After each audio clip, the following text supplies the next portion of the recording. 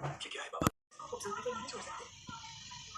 मेरे पास अब्दुल हमीद के बारे में बहुत सी मालूमात है और उसे किस तरह से मुतासर करना है ये मैं बखूबी जानती हूँ। मुझे यकीन है, लेकिन आपको उनसे मिलने के लिए सालिहा सुल्तान को रास्ते से हटाना होगा। इस काम के लिए मुझे आपकी मदद की ज़रूरत है। इसमें कोई शक नहीं, मैं आपका मातहत हूं।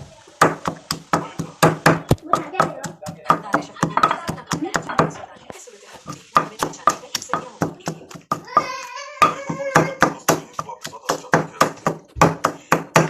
मुझे कुछ अरसे से जो बुरी बाकायदगी से मेरा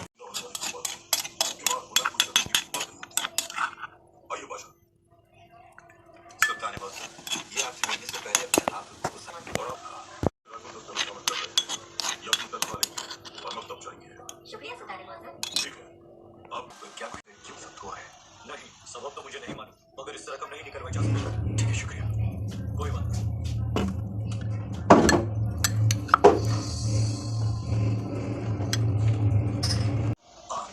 हम रमजान के आखिरी दिन तक बिला तातुल ये सिलसिला जारी रखेंगे। जैसे